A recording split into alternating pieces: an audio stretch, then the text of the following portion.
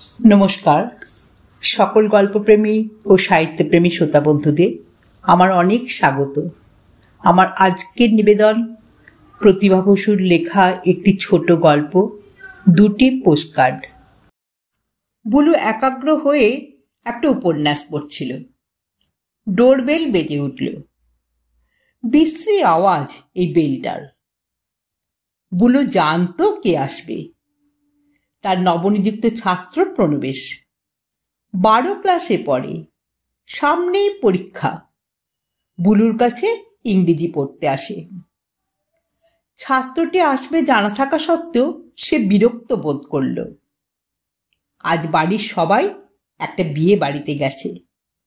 মস্ত ফাঁকা বাড়িটাতে একা হয়ে যে কি ভালো লাগছে। বিয়ে বাড়ির নামে তার কম্প দিয়ে জ্বর আসে, বিশ্রী লাগে। সেজে গুজে ঘামতে ঘামতে যাও, হাঁ করে বসে থাকো খাবার জন্যে। খেয়েই ঠেকুর তুলতে তুলতে এই ট্যাক্সি করে কেবল ছুটোছুটি। ছোট থেকেই সেই বিয়ে বাড়ি ব্যাপারটার সহ্য করতে পারে না।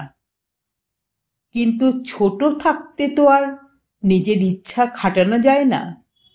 যাইও নি, মা ঠাকুমা জোর করে নিয়ে গেছেন।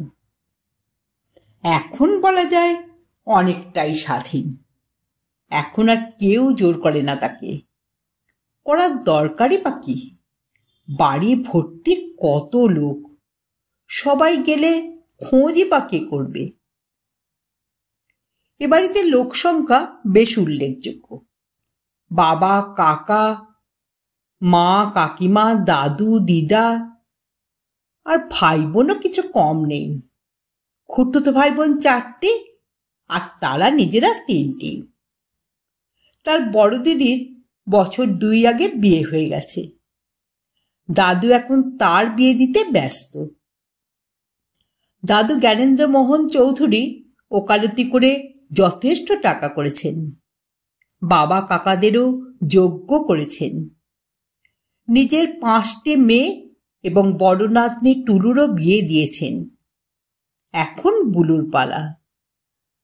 তিনি জানেন এই নাতনিকে বিয়ে দিতে একটু বেশি টাকাই খরচ হবে। বুলুর রং কালো। এ বাড়িতে আর সব মেয়ে ফর্সা, বুলুই কালো। রং কালো হলে কি হবে? দাদু বলেন, এই কালো নাতনি আমার আলো। মুখ চোখ সত্যি খুব সুন্দর। তবুও কালো মেয়ের বিয়ে দিতে এদেশে তো কিছু বেশি টাকাই লাগে। এ আর নতুন কথা কি? নতুন কথা যেটা, সেটা হচ্ছে বুলু যথেষ্ট জোরের সঙ্গে জেহাদ ঘোষণা করেছে। যারা ছেলেদের বিয়ে দিয়ে টাকা নেয় তারা অশিক্ষিত, বর্বর। সেই রকম বাড়িতে যেতে সে নারাজ। এই একই জেহাদে তার অনেক ভালো ভালো সম্বন্ধ ফেঁসে গেছে। এবার দাদু যে একটা নতুন পদ্ধতি নিয়েছে সেটা সে জানতো না। তাই একটা বিয়ে একদম ঠিক হয়ে গিয়েছিল। যদি সেই বিয়ে হতো তবে আজকের তারিখেই হয়ে যেত। বুলু বিবাহে উৎসুক নয়। সে ভেবেছিল এমএটা পাশ করে একটা কাজ নেবে। কাজ করতে করতে যদি এমন কারোর সঙ্গে দেখা হয়ে যায় যাকে তার নিজের পছন্দ, তাকেই বিয়ে করবে। কিন্তু এ বাড়িতে সে স্বাধীনতা নেই। নানা মুনির নানা মত। তবে ওসব সে হয়তো অগ্রাহ্য করতে পারত, কিন্তু দাদুর কথা সে ফেলতে পারে না। সংসারে সেও যেমন দাদুর প্রিয়তম নাতনি, দাদুও তেমন তার প্রাণের বন্ধু। তাছাড়া দাদু তাকে জোরও করেন না, অনুরোধ করেন। আবার বয়স হয়ে গেছে, কবে মারা যায় এসব বলে সেন্টিমেন্টাল টাচও দেন। বুলু স্বাধীন উপার্জনে বিশ্বাসী। এতখানি লেখাপড়া শিখে কোথাও গিয়ে অন্যের উপার্জনে পোষা বিড়াল হবে, এটা ভাবতে তার আত্মসম্মানে লাগে। তবে আর পয়সা খরচ করে লেখাপড়া শেখালে কেন? 12 বছরে গৌরীদান করলেই তো ল্যাটা চুকে যায়। বর্তমানে যে ছেলেটির সঙ্গে তার বিবাহ স্থির হয়েছিল, এটাতে তার খুব বেশি আপত্তি করার কিছু ছিল না। ছেলেটি বিলেত প্রবাসী, সেখানেই সে চাকরি করে এবং যৌতুকাদির কোনো প্রশ্ন নেই। চাহিদা শুধু একটি সুযোগ্য কন্যা, যার কিছু শিক্ষা দীক্ষা আছে। বুলুর মনটা টানার একটা বিশেষ কারণ ছিল বিলেত প্রবাসী শুনে। তার উচ্চাভিলাষী মন বলেছিল উচ্চতর শিক্ষার সেটা একটা সুযোগ হবে। এই ভেবেই রাজি হয়েছিল। তার উপরে ছেলের যে পাত্রী ব্যতীত অন্য কিছুর প্রতি লোভ নেই, সেটা একটা মস্ত কথা। খবরের কাগজের বিজ্ঞাপন দেখেই বিয়েটা ঠিক করেছিলেন দাদু, যদিও সে সেটা জানত না। এবং পাত্রপক্ষ যে তাকে দেখতে এসেছিলেন, সেটারও চেহারার মধ্যে একটা ভদ্রতার আবরণ ছিল। বিয়ে ঠিক হয়ে যাবার পরে যেন এমনি বেড়াতে এসেছেন, এইভাবেই জলা তিনেক স্ত্রী পুরুষ এসেছিলেন। বুলু বুঝতেও পারেনি এরা তাকেই দেখতে এসেছেন। তারপর সব ঠিক হয়ে যাবার পরে একদিন একটা চিঠি হাতে পড়ল তার। দাদুকে লেখা একটা পোস্টকার্ড। তাতে লেখা ছিল, আপনি যে সম্মান রক্ষার্থে বৌভাতে খরচ বাবদ 16,000 টাকা দিচ্ছেন এবং অলঙ্কার বাবদ 50 ভরি সোনা দিচ্ছেন, আমার স্ত্রী বলেছেন সেই সঙ্গে আর ভরি 10 সোনা দিয়ে মাথার মুকুটটা যদি করে দেন তাহলে খুব ভালো হয়। বুঝতেই পারছেন ওই কালো মেয়ের যে এরকম একটি পাত্রের সঙ্গে আমরা বিয়ে দিতে রাজি হয়েছি, সেই তুলনায় এটা কিছুই নয়। যদি এমন হয় যে মুকুটটা দিতে আপনার কোনো অসুবিধে থাকে, তাহলে 16,000-এর জায়গায় একেবারে 20,000 করে দিলে আমরাই না হয় করিয়ে দেব। এই চিঠি পড়ে সে রেগে খুন হয়ে গিয়েছিল। দাদুর উপরে গিয়ে একেবারে ঝাঁপিয়ে পড়ে কেঁদে অস্থির। তারপর দাদুর হয়ে নিজেই একটা চিঠি লিখল। সবিনয় নিবেদন, মানুষ মানুষই। সে কখনো আলু পটলের পাইকারি নিলামে চড়তে পারে না। আপনারা একরকম বলেছিলেন, কার্য তো অন্যরকম করছেন।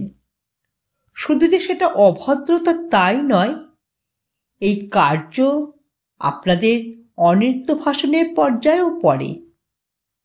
বিয়ে করব আমি, আমার দাদু জ্ঞানেন্দ্রমোহন চৌধুরী নয়।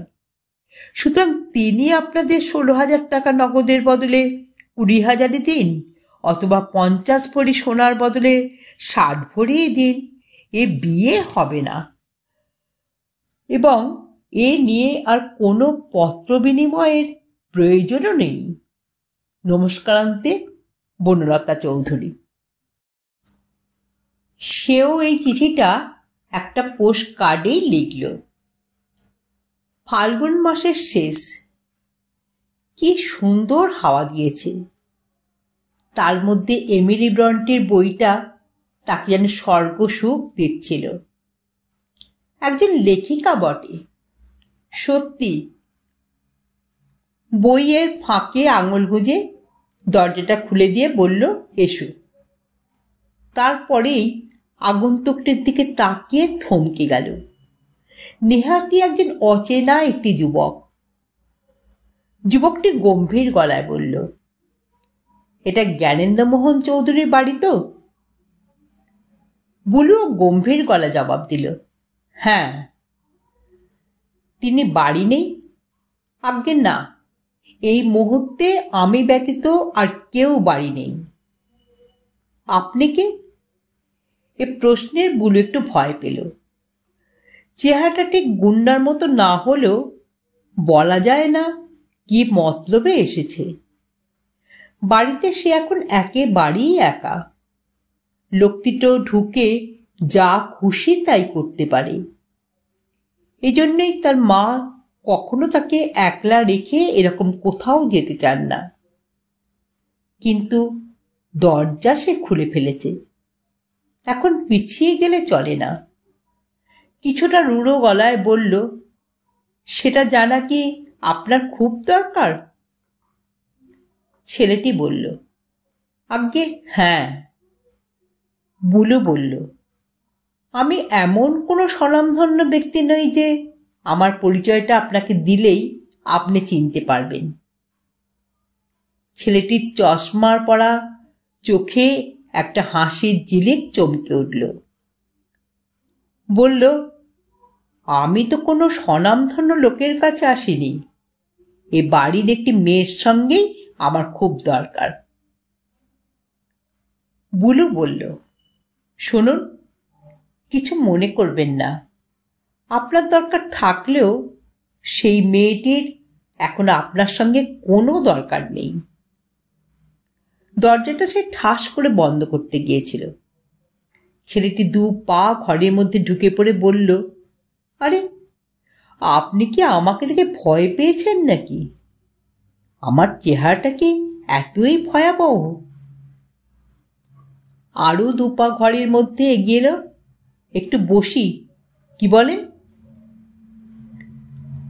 বুলু অসহায়ের মতো বলল, এক্ষুনি আমার একজন ছাত্র আসবে। মানে, বেশ তো, আসুক না, সেজন্য আমাকে তাড়িয়ে দিচ্ছেন কেন? নিজেই এসে ছেলেটি বসে পড়ল সামনের কৌচের উপরে। 1 সেকেন্ড ভেবে নিয়ে বলল, আপনি কি বিদেশ যাবার কোনো স্কলারশিপের জন্য অ্যাপ্লাই করেছিলেন? আমার যতদূর মনে হচ্ছে আপনি সেই মেয়ে যার নাম বনলতা চৌধুরী। ভুলু হঠাৎ জিলজিল করে উঠে পড়ল, আপনি কি করে জানলেন? কেন জানবো না, আমি তো সেই সংস্থা থেকেই আসছি। ও, আপনি সেই সংস্থা থেকেই আসছেন? আমি তো আপনাদের অফিসে একাধিকবার গিয়েছি, আপনাকে তো কখনো দেখিনি। আহ্লাদে গদগদ স্বর। ছেলেটি মনে মনে হেসে ভাবল, ঠিক জায়গাতেই ছিপটা ফেলেছি। বলল, তাহলে আমার কোনো ভ্রম হয়নি, কি বলেন? কি বিষয়ে? আপনার নামই যে বনলতা চৌধুরী। ঠিকই বলেছি তো? হ্যাঁ, ঠিকই বলেছেন। আপনি আমাকে না দেখলেও আমি আপনাকে দেখেছি, ওই অফিসেই। ধরে নিলেই হয়। কিছু খবর আছে? নিশ্চয়ই, নইলে আর এখানে আসবো কেন? কি খবর বলুন তো? ওরা মানে এখানকার যিনি আমেরিকান কনসুলেটর কালচারের অফিসার, তার কাছেই খবরটা এসেছে। কিন্তু কে নাকি বলেছে আপনি বিয়ে করছেন, সেজন্য স্কলারশিপ পেলে আপনি যাবেন না। নিশ্চয়ই যাব, আর বিয়ে আমি করছিও না। তাহলে সেটা ভুল খবর, একেবারেই ভুল। কিন্তু এই স্কলারশিপের আবেদন তো আমি অনেক আগেই করেছিলাম। জানি, বিয়েতে আপনি ফার্স্ট ক্লাস পেয়ে এখন যাদবপুর বিশ্ববিদ্যালয় থেকে তুলনামূলক সাহিত্যে MA দিলেন। ঠিক বলেছেন। ভয় কাটল তো এবার? ভয়? কিসের ভয়? গুন্ডার ভয়? হাসল ছেলেটি। ধুৎ, ওসব গুন্ডা ফুন্ডা আমি ভয় করি না। একটা উপন্যাস পড়ছিলাম, এমন জায়গায় এসে সুর কেটে গেল যে রেগে গিয়েছিলাম। কার উপরে? প্রণবেশের উপরে। সে আবার কে? এই প্রণবেশই তো আমার ছাত্র। তারপর কি খবর পেয়েছেন ওরা বলুন। খবর তো ভালো, ওই স্কলারশিপটা আপনি পাচ্ছেন। কিন্তু আমি তো কোনো চিঠি পাইনি। পাবেন, আগে অফিসে খবর আসে, তারপর চিঠি আসে। ও, তাই বুঝি? তাহলে বিয়ের খবরটা ভুল? একদম। চা খাবেন? না না, বসুন আপনি, চা আমি খেয়ে এসেছি। অধিকন্তু না দোষায়। আপনি বুঝি খুব চা ভালোবাসেন? ভীষণ। 4-5 কাপ খাই। মা রাগ করেন। তাহলে আমার অছিলায় নিজেরও 1 কাপ হতো না? যা বলেছে। আপনার বিয়ের খবরটা কিন্তু আমিও জানতাম। আপনি আপনি কি করে জানতেন? আমি তো সব জানি। কি জানেন? বিয়ে হলে যে আজকেই তার তারিখ ছিল তাও জানি। ও মা, আমি চিনি কিনা ওদের? কাদের? নীলাঞ্জনদের? ও, গম্ভীর হয়ে গেল বলু। কিন্তু বিয়েটা ভাঙল কেন বলুন তো? ওসব ব্যক্তিগত কথা শুনে কি লাভ আপনার? নীলাঞ্জন আমার খুব বন্ধু কিনা? তাহলে তার কাছেই শুনে নেবেন সব। আপনি যে জন্য এসেছেন সে সংবাদটাই সবিস্তারে বলুন। সবিস্তার আর কি? ডক্টর স্মিথ বললেন আপনার আবেদন গ্রাহ্য হয়েছে। স্কলারশিপের অঙ্কটাও খুব ভালো। আপনি গ্রহণ করলে ওরা সেটা খুশি হয়ে দেবেন। মাঝখানে আপনার বিবাহের নিমন্ত্রণপত্রটি অফিসে আসতেই ওরা কিছুটা দ্বিধান্বিত। আমার বিবাহের নিমন্ত্রণপত্র কে দিয়েছে? পাত্রপক্ষের লোকেরা। তারা ওদের চেনেন নাকি? এখানকার কালচারাল অফিসার ডক্টর স্মিথ নীলাঞ্জনের বন্ধু, সম্ভবত সেজন্যই দিয়েছে। কি অন্যায়! এতে আর অন্যায় কি? বন্ধুকে বিয়ের চিঠি তো সবাই দেয়। কিন্তু এ বিয়ে তো ভেঙে গেছে। কই, নীলাঞ্জন তো আমাকে বলল না সে কথা। উনি কি এসে গেছেন নাকি? যার বিয়ে সে না এলে চলবে কি করে? একবার যদি লোকটাকে পেতাম। ঠোঁট কামড়ালো বুলু। কি করতেন? ছেলেটা হাসল। বড় বড় নিঃশ্বাসে বুলু বলল, অপমানের বদলাটা নিতাম। ওরে বাবা, আপনি দেখছি সাংঘাতিক মেয়ে। ওসব বদলা তদলা কি কথা? যাকে আপনি চেনেন না তার বিষয়ে এসব কি বলছেন? না না, এরকম বলা আপনার উচিত নয়। চিনি না, খুব ভালো করে চিনি। এতদিন বিদেশে আছেন, তার ফলে শিক্ষা সভ্যতা বলে কোনো বোধ জন্মেছে বলে তো মনে হয় না। লোকটা ভীষণ মিথ্যেবাদী। ইস না, এসব মন্তব্য আমি সহ্য করতে পারছি না। আপনি কি জানেন যখন আমরা একসঙ্গে পড়তাম ও সত্যবাদিতা নিয়ে আমরা কি জ্বালাতাম ওকে? তাহলে বলবো সেই সত্যবাদিত্ব ওর ছাগলে মুড়ে খেয়েছে। যাকগে, এসব কথাই আমার কি দরকার? তাহলে আপনি বলছেন বিয়েটা আপনাদের ভেঙে গেছে? নিশ্চয়ই, 100 বার। কিন্তু জোগাড় যন্ত্র তো বোধহয় সবই হয়ে গিয়েছিল। তাতে কি? নীলাঞ্জন তো বলল ঠিক করা বিয়ে আবার ভাঙে নাকি, শুধু তারিখটা বদলেছে। এই কথা বলেছেন উনি? নিজে মুখে বলেছে। আস্পর্ধার একটা সীমা থাকা উচিত। আমি কালো কি ফর্সা ওরা আগে জানতেন না? কেন জানবে না? কালো বলে তো কোনো আপত্তি নেই ওর। তাছাড়া আপনাকে তো ও দেখেছে। আমাকে দেখেছে? ওর আগ্রহেই তো বিয়েটা হচ্ছে। উফ, কি মিথ্যেবাদী! 7 সমুদ্র 13 নদীর পাড়ে বসে টেলিস্কোপ দিয়ে দেখেছে বোধহয়। তা কেন? আপনি যেবার বিয়েতে ভর্তি হলেন সেবারই তো আমরা এমএ দিলাম। তাহলে আপনিও আমাকে দেখেছেন? কত? তবে আর জিজ্ঞেস করছিলেন কেন আমি কে? অনেকদিন পরে তো ঠিক বুঝতে পারিনি। আপনারা ছেলেরা মেয়েদের এত অপমান করেন কেন বলুন তো? শিক্ষা কি আপনাদের এইটুকুও অগ্রসর করতে পারেনি? অপমান? অপমান কেন করব? নীলাঞ্জনও তো আপনাকে কোনো অপমান করেনি। এই সমস্ত কথা সে ভাবতেই পারে না। বুলু অন্যমনস্ক হয়ে স্বগতোক্তির মতো ক্ষুব্ধ গলায় বলল, এত খারাপ লাগে, সত্যি মনে হয় মেয়েরা সমাজে যেন সব গরু বাছুর। তা ঠিক, সমাজের দোষ আপনি 100 বার দিতে পারেন, সেজন্য ব্যক্তিগতভাবে কারোকে দায়ী করা উচিত নয়।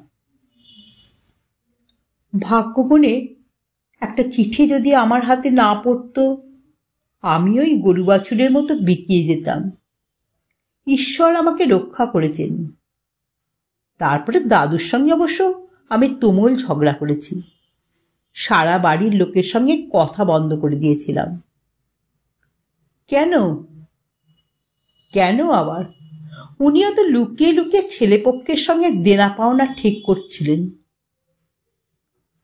আমার ভাগ্য আর আপনার ভাগ্য দেখছি খুব মিলে যাচ্ছে। কিরকম? আমাকেও তো ওরকম নিলামে চড়িয়েছিলেন আমার পিতামাতা। ওই পোস্টকার্ডটা হাতে না পেলে আমারও তো অপমানের চূড়ান্ত হতো। পোস্টকার্ড? কোন পোস্টকার্ড? পোস্টকার্ড না হয়ে যদি খাম হতো, আমি নিশ্চয়ই চিঠিটা খুলতাম না। বাইরে দাঁড়িয়েছিলাম, পিয়ন আমার হাতে দিয়ে গেল। পকেটে হাত দিল ছেলেটি, বলল, এই যে দেখুন, সেই পোস্টকার্ড। বনলতা হাতে নিয়ে দেখল তার লেখা সেই পোস্টকার্ড। অবাক চোখে তাকালো। ছেলেটি সহাস্যে বলল, তারপরেই ছুটে এলাম ক্ষমা চাইতে, আর সেই সঙ্গে ভাঙা বিয়েটা যদি জোড়া লাগানো যায় সেই চেষ্টা করতে। তাহলে আপনি? আমি নীলাঞ্জন। ক্ষমা পাবো কি? ভাঙা বিয়েটা কি জোড়া লাগানো সম্ভব? তাহলে ওই স্কলারশিপের কথাটাকে? বুলুর ঘোর তখনও কাটছে না। নীলাঞ্জন বলল, হ্যাঁ, সেটাও ঠিক। স্মিথ আমার খুব ঘনিষ্ঠ বন্ধু। খবরটা সে পেয়েছে এবং আমাকেও দিয়েছে। তবে স্কলারশিপটা মার্কিন দেশে, আর আমি থাকি ইংরেজদের দেশে। আপনি রাজি থাকলে বিয়ের পরে আমি সেটা চেষ্টা চরিত্র করে না হয় চলে যাব সেখানে। এখন সব আপনার হাতে, আপনি যা বলবেন তাই হবে। এতক্ষণে দিশেহারা বুলু নীলাঞ্জনের চোখ থেকে চোখ সরিয়ে নিয়ে নতদৃষ্টি হলো। নিজের লেখা পোস্টকার্ডটা কুটি কুটি করে ছিঁড়ে ওয়েস্ট পেপার বাস্কেটে ফেলে দিল। নীলাঞ্জন বলল, ছিঁড়লেন কেন? বুলু অস্ফুটে বলল, রাখার কি আর কোনো দরকার আছে? এই সময় খোলা দরজার পর্দা সরিয়ে প্রণবেশ ঘরে ঢুকে এলো। নীলাঞ্জন মনে মনে বলল, ইস, কি সুন্দর বিকেলটা কিভাবে নষ্ট করে দিল ছেলেটা। গল্পটি এখানেই সমাপ্ত হলো। যদি শ্রোতা বন্ধুদের আমার গল্প পাঠ ভালো লেগে থাকে, তাহলে অবশ্যই আমার চ্যানেলটিকে সাবস্ক্রাইব করে পাশে থাকা বেল আইকনকে প্রেস করে অল করে দেবেন। তাহলে যখনই আমি নিত্য নতুন গল্প আপলোড করব, আপনারা সঙ্গে সঙ্গে পেয়ে যাবেন। আপনারা সবাই খুব ভালো থাকবেন। নমস্কার।